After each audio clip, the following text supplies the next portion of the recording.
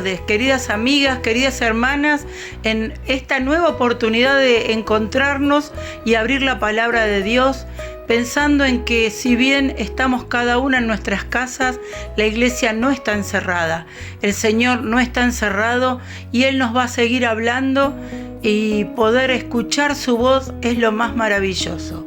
Nuevamente contamos con el privilegio de tener a Graciela, que nos va a compartir la palabra de Dios desde Perú. Le damos gracias por su vida, por su ejemplo. Ustedes todas saben que fue muy importante y es muy importante para mí, y vamos a orar en este preciso instante para que lo que ella nos traiga pueda calar hondo en nuestro corazón y que nuestros oídos espirituales se abran para poder ser realmente inundadas por la palabra de Dios y hacer que nuestras vidas puedan brillar como Él desea. Vamos a orar. Querido Dios y Padre Celestial, te damos gracias por esta nueva oportunidad de poder abrir tu palabra y aprender de ti. Bendice a Graciela en su familia, Señor, también en su ministerio, y que en este tiempo que vamos a escuchar, tú abras nuestro corazón para que tu palabra anide y nos lleve a la acción que tú esperas que hagamos. Gracias por todo. En el nombre de Cristo Jesús. Amén.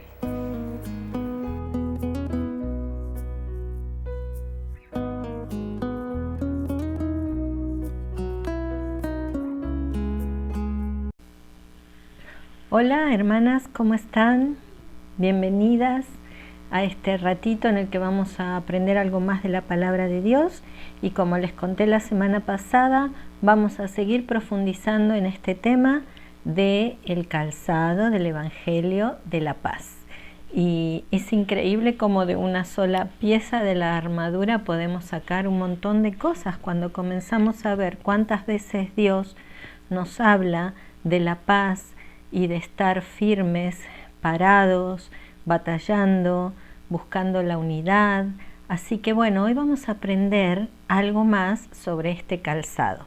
Y me gustaría mucho que antes de empezar pudiéramos dirigirnos a Dios en oración. ¿Me acompañan?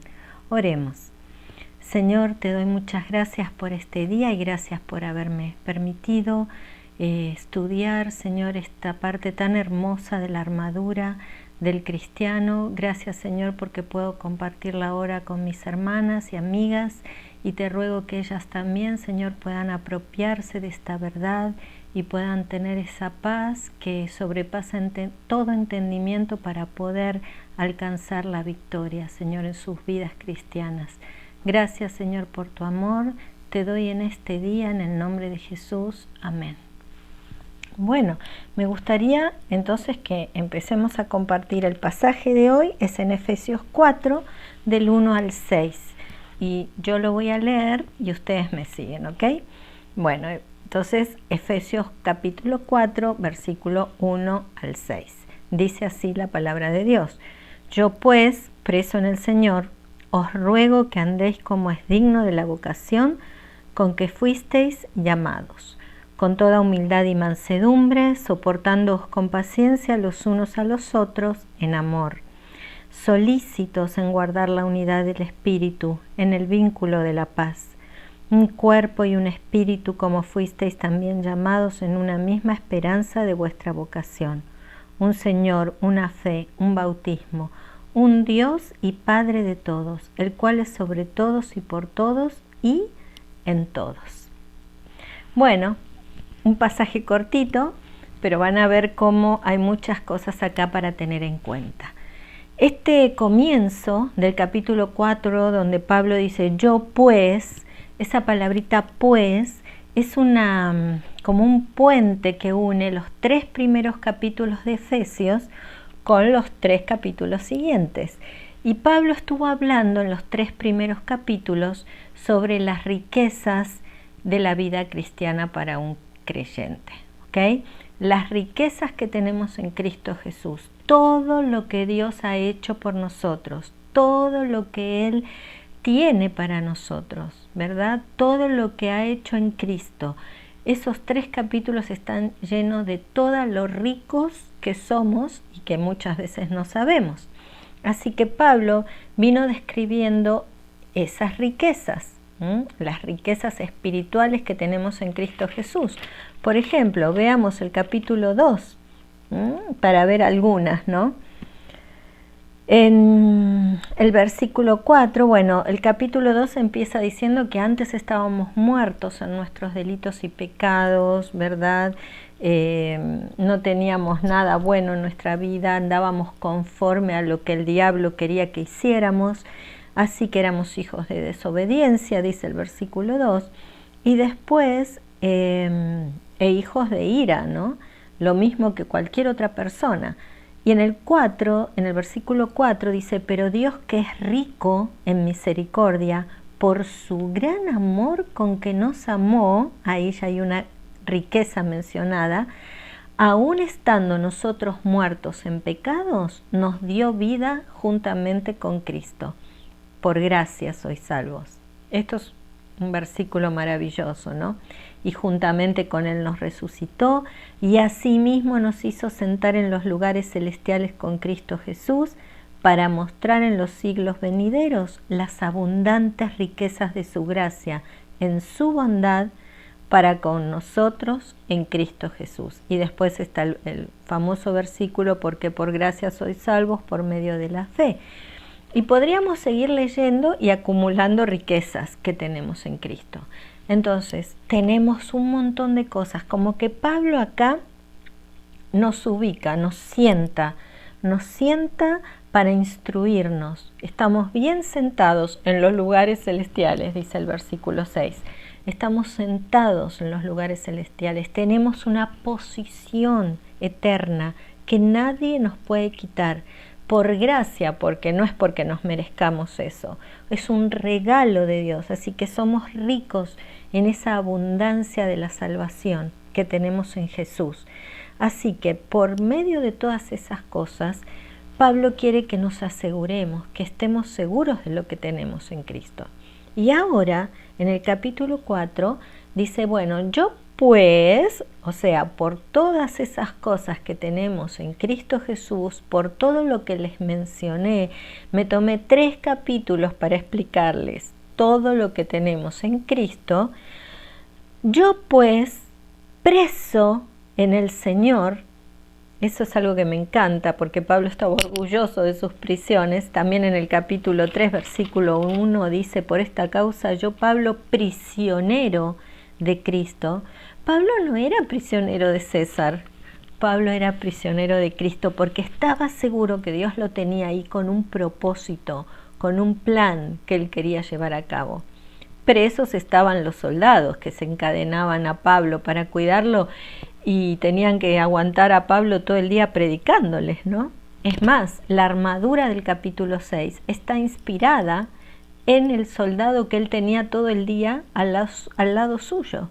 Entonces, Pablo estaba orgulloso de sus prisiones. Yo pues, preso en el Señor, y después de todo lo que les he enseñado y les he dicho, os ruego, os imploro, ¿no? Les pido por favor que andéis como es digno de la vocación con que fuisteis llamados.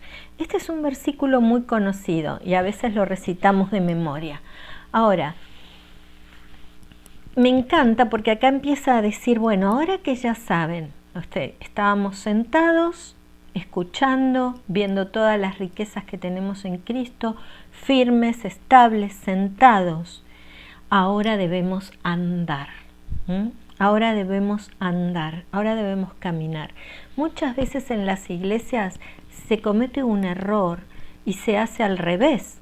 Se hace caminar al nuevo creyente antes de que se siente, antes de que sepa, antes de que esté firme en el conocimiento de las cosas que tiene en Cristo Jesús. Se lo hace caminar y por eso muchas veces los nuevos creyentes fracasan o se apartan, ¿verdad? Porque salen a caminar sin estar preparados para hacerlo. Un bebé, todas sabemos, ¿qué hace primero? ¿Se sienta o camina? se sienta, ¿verdad? Se sienta más o menos a los 6, 7 meses, él se sienta y empieza a tener estabilidad. Antes trataba de sentarse y se caía para un lado y se caía para el otro, pero después cuando logra sentarse, ya logra una estabilidad y empieza, ¿no?, a dominar más el mundo, a agarrar cosas, a seguir a la mamá para donde vaya, ¿verdad?, con su mirada. Puede que no gatee, hay algunos que no gatean y caminan directamente, pero el primer paso es sentarse, ¿verdad? Entonces Pablo dice, bueno, hermanos, ya están sentados, ya tienen todas las riquezas en Cristo rodeándolos, ahora andad. Y estos 3 capítulos de Efesios, el 4, el 5 y el 6, nos hablan del andar cristiano. Hoy vamos a ver un andar digno. ¿Qué es un andar digno? Como el que Pablo está pidiéndonos acá que tengamos, ¿no?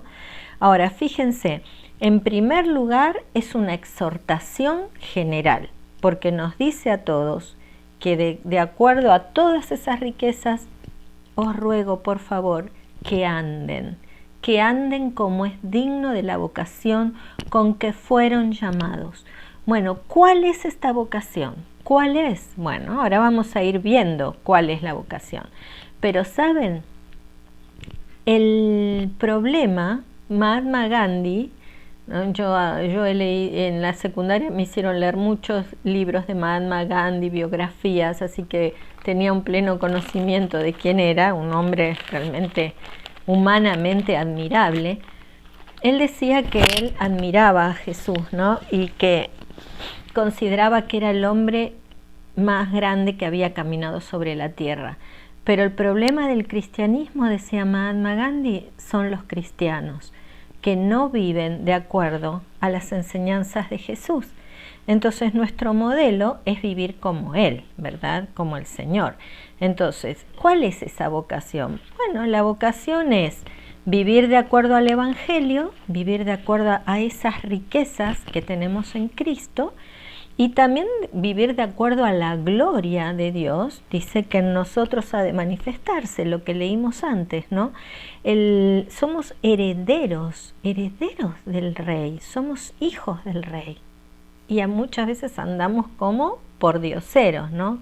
Como si nuestro Padre no tuviera nada, como si fuéramos unas pobres personas que nos tenemos que arrastrar por el mundo, cuando somos herederos de la gloria de Dios.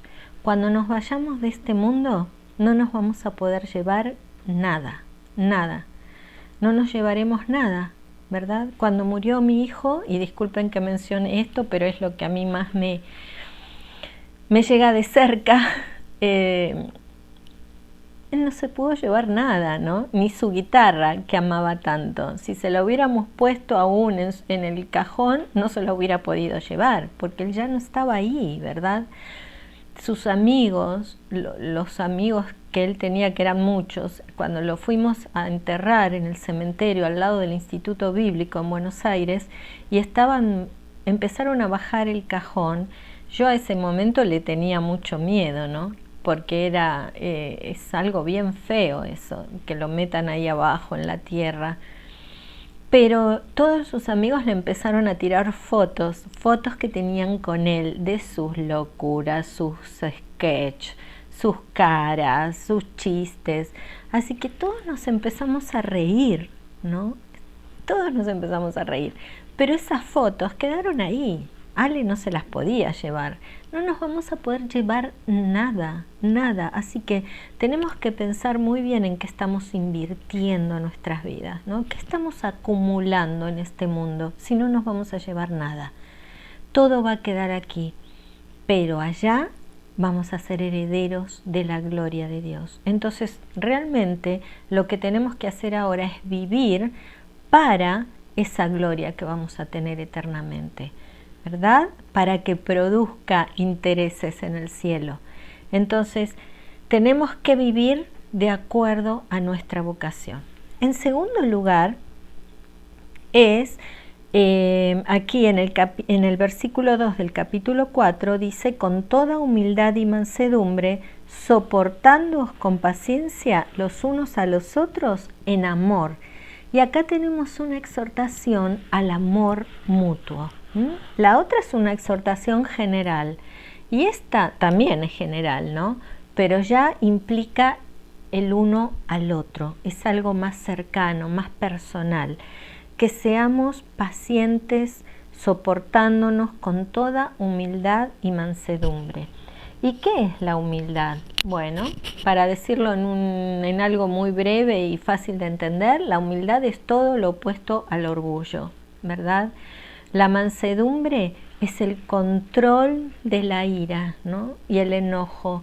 Es un espíritu controlado, la mansedumbre. El hecho de que me dan ganas de hacer algo, pero me controlo, me puedo controlar y tomar el camino correcto.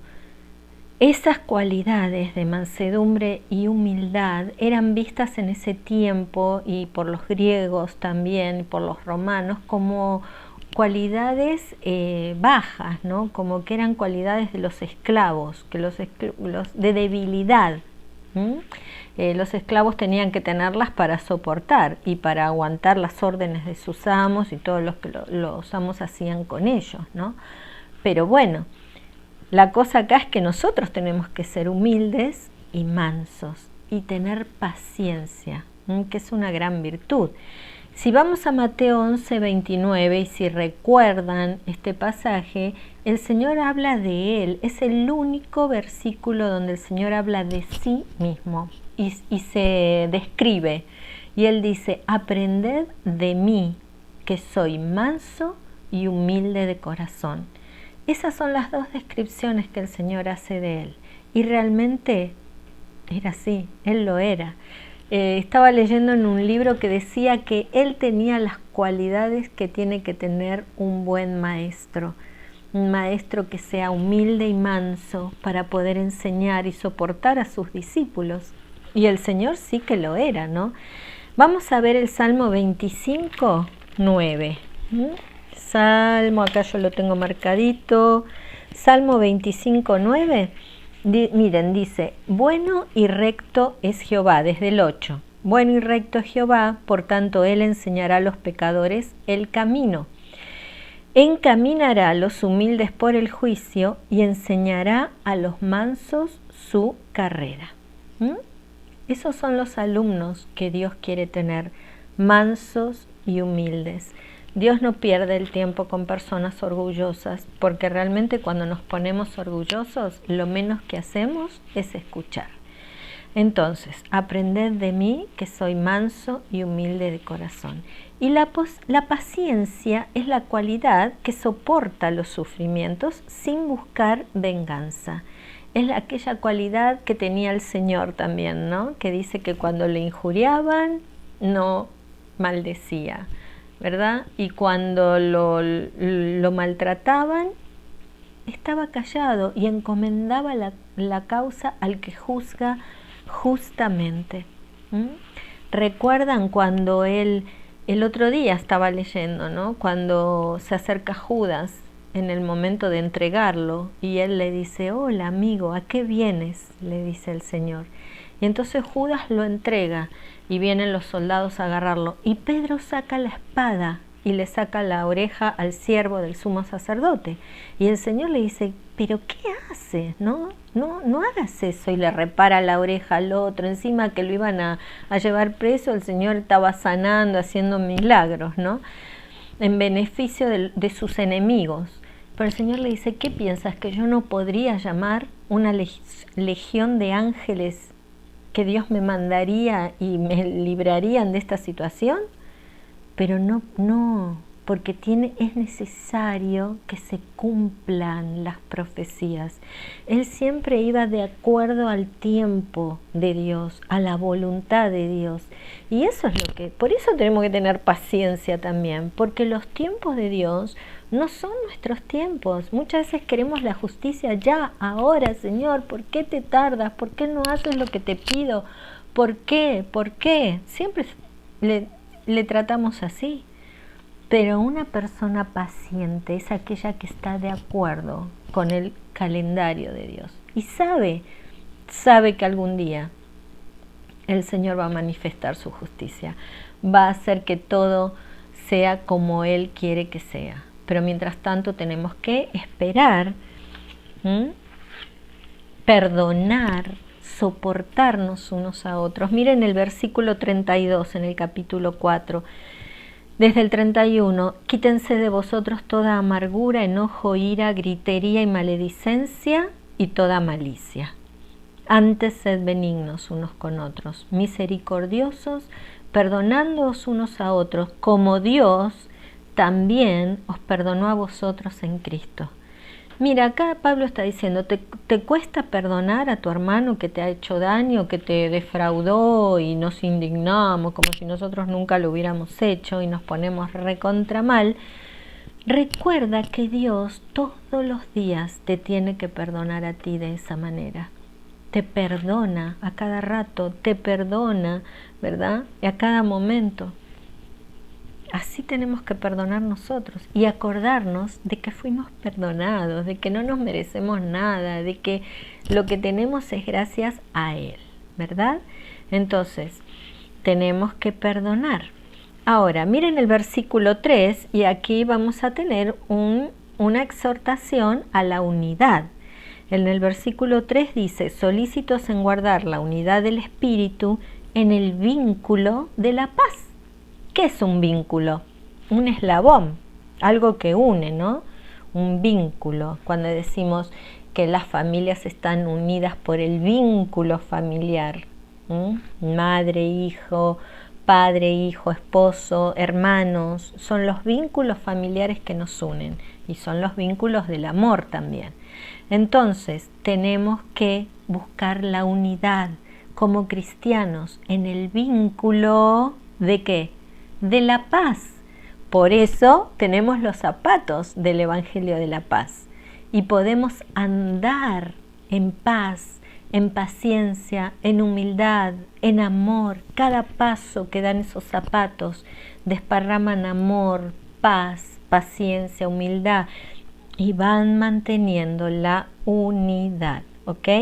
Miren, el primer paso hacia la unidad es la humildad. Sin esto no hay mansedumbre, no hay paciencia y no hay perdón, si no hay humildad. Y el orgullo y las pasiones como la ira, el enojo, lo que leíamos recién, rompen la unidad, rompen la paz y ya no hay unidad, ¿ok? Entonces, a través de la humildad viene el amor. Y la naturaleza de esta verdad es la unidad del Espíritu. Por eso después dice la unidad del Espíritu en el vínculo de la paz. Y es un cuerpo, un espíritu. Somos uno en el Señor, es la unidad del Espíritu.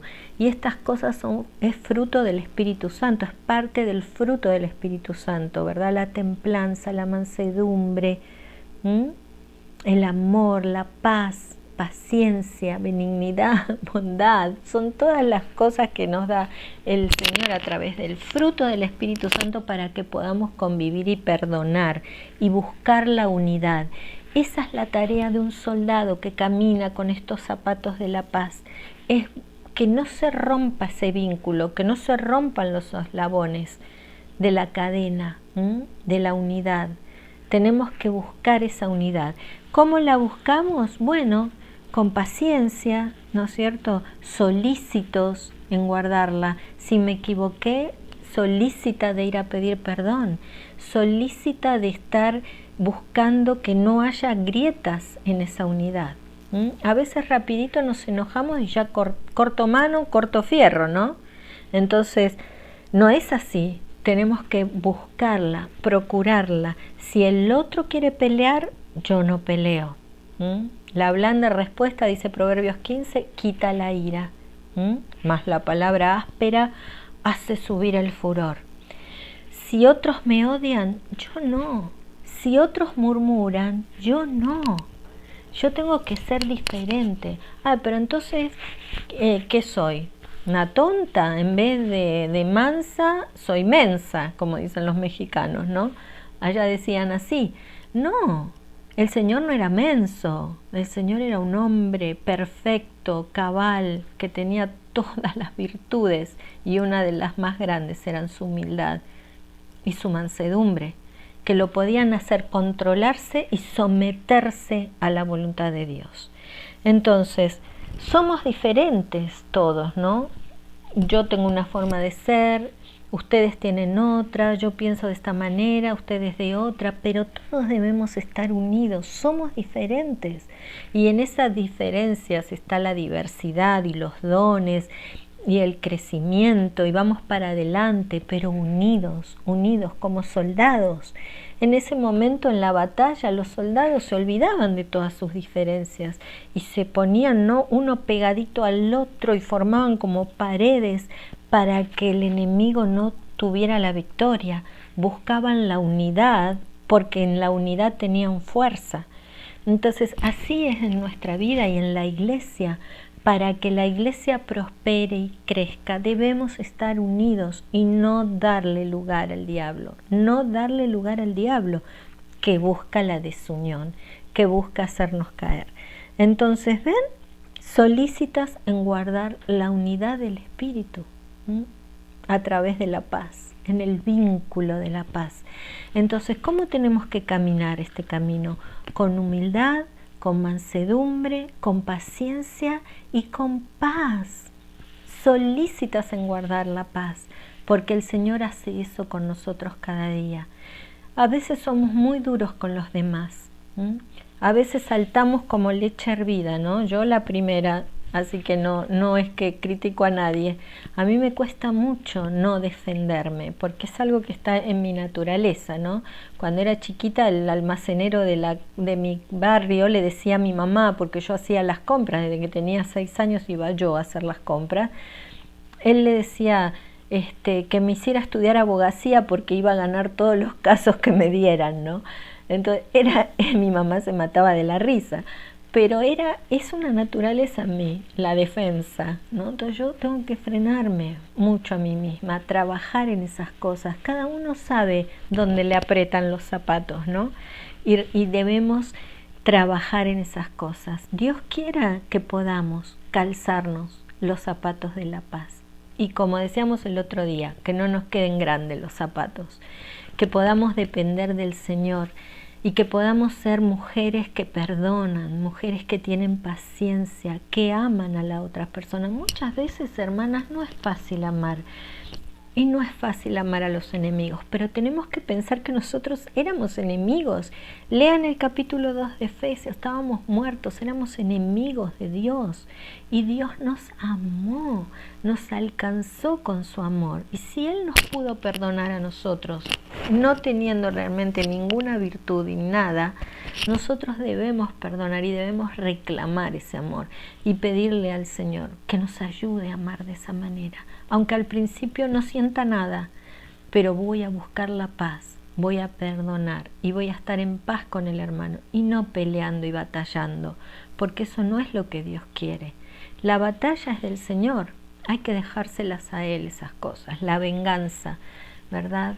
Muchas veces vamos a ser tratados injustamente, muchas veces, pero Dios conoce nuestro corazón. Así que algo que me gustaría recalcar también es que, recordando lo que dijimos al principio, recuerden que no servimos al Señor por lo que Él nos va a dar. No hago cosas para que Él me dé, como todas las religiones enseñan. Tienes que hacer para que Dios te dé. Por lo que Él ya hizo, por lo que Él obró en nuestra vida, en los 3 capítulos primeros de Efesios, por lo que Él me dio y yo tengo, entonces le sirvo en gratitud, no esperando nada, porque ya lo tengo todo. Dios no me puede amar más de lo que me ama, Dios no me va a dar nada más de lo que tengo.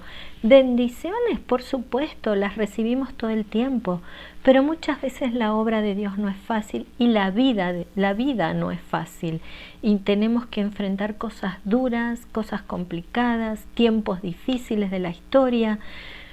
Muchos misioneros han entregado sus vidas por servir al Señor. Entonces, ¿qué recompensa tuvieron ellos? Bueno, la recompensa de hacer la voluntad de Dios, porque las riquezas ya las tenían. Entonces Dios ve nuestro corazón y Dios ve con qué actitud le servimos. Piensen en esta semana, ¿estoy sirviendo al Señor porque realmente estoy agradecida a Él por todas las cosas que Él me ha dado, por todo lo que tengo en Cristo Jesús? A lo mejor no sabes todo lo que tienes, entonces siéntate a leer el libro de Efesios. Lee un capítulo por día y vas a comprender. Señala, subraya las cosas que tenemos en Cristo y vas a ver cuán rica eres. Cuán rica eres. Y en gratitud a esa riqueza que no nos merecíamos en absoluto, el Señor te va a dar un lugar en su obra.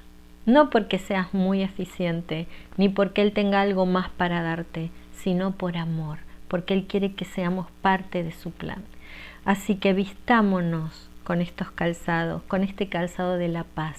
Sirvamos al Señor y procuremos la paz. ¿Cómo?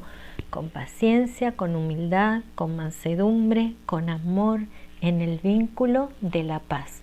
Perdonando, aceptando al otro como es, sabiendo que el otro es diferente a como yo soy, amando a las personas y perdonándolas como yo también fui perdonada. Parece fácil, pero no lo es. Tenemos una tarea muy grande por delante. Ponernos los zapatos del Evangelio de la paz, que lleva la paz hacia todo lugar donde anda, donde camina.